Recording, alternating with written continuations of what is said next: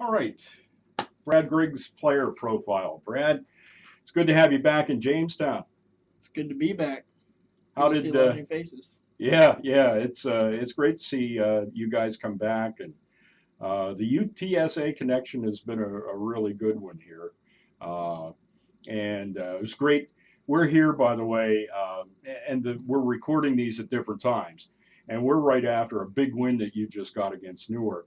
One of the best pitching performances that I've seen you. You just dominated this game, and tip of the cap to you for that job. Thank you very much. With that in mind, last year, let's go back at 2016. You were an integral part of the team then.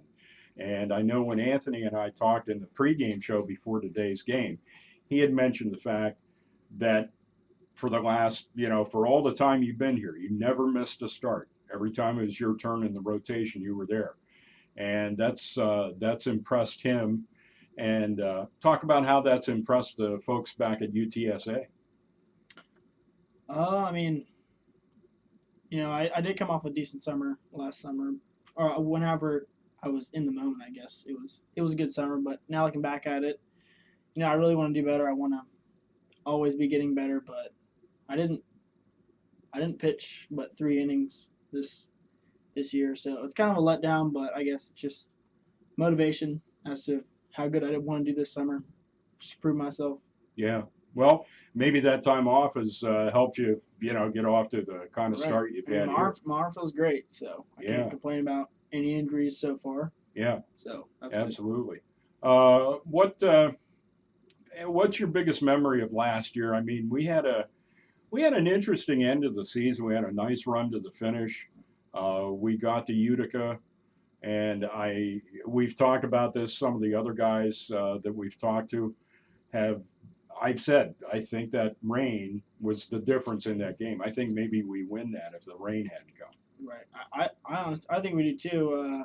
Before the rain, I thought had momentum, and then it just kind of carried everything away. People got not really unfocused, just didn't really think about the game. So that could be a problem Yeah, as to why we fell short, yeah, just barely.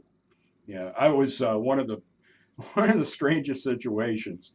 We won't get into that too much. It is what it is, and so that's where our season ended last year. Right. But there were, one game, and I don't know if you remember this one, and I don't know why it sticks in my mind, but it was a game you pitched in Oneonta, and you had a little bit of trouble in the early innings, and then you just started dominating Oneonta. It was like from the third inning on, they couldn't touch you. Talk about what changes when you're in that kind of a situation where you have a rough beginning to a game and then you just kind of steamroll your way.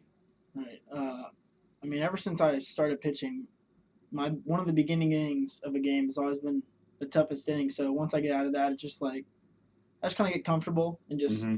know like the strike zone, know what to expect, know how my body feels, just compete really.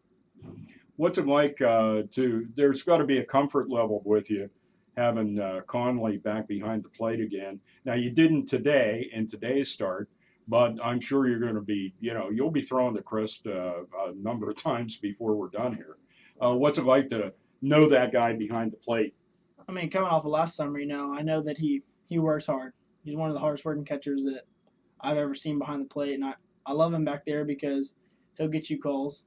You know, he's just always working. He knows how to call pitches. He knows what scenarios are going to happen when. It's just you can trust him, and it Yeah, just makes your job 10 times easier. It's just one less thing that I have to worry about. yeah. Talk about, we'll go back and look into your past a little bit. Talk about your youth baseball days, when you started, and how you went through on to high school, and then eventually where you are now. All right, so I started. Jeez, I mean, I don't even know how old I was, but I started in t-ball, and I don't know if you know what pony league is, but it's like 2 years in each division. So it's t-ball, coach pitch, then kid pitch. There's 4 divisions of kid pitch, and I did all those. Played all stars every summer, and getting to high school, I played summer ball going into high school. I was on varsity as a freshman. I didn't get hit, but I played center field, which is one of my favorite positions to ever play. Um, I started all 4 years. I pitched my freshman and sophomore year somewhat, but I didn't really pitch a lot till my junior and senior year. My junior year, summer of my junior year, I went to play for a team called the Prospect National Team, Okay. and I got looked at. Coach Marshall just happened to be there, and I don't know. It's just ever since then, just been in contact, and then signed. I loved UTSA. I loved the setting, how it was close to home, so my family could come watch me, and just nice. I think that's a big part for all you guys. And I've been around a lot of student athletes at colleges, and how important, having that support from your family is.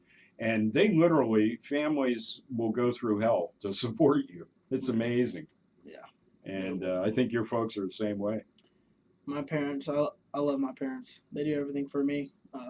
They're constantly there for me. They're always there to pick me up, and I do play for myself, but I also take pride in making my family happy, making them proud of me. Something that I've always loved to do since they give me everything that they have. All right. Well, looking forward to another year with you, and you're off to a great start. Keep her rolling. Right. All right. Thank you, Brad. Who's next up there?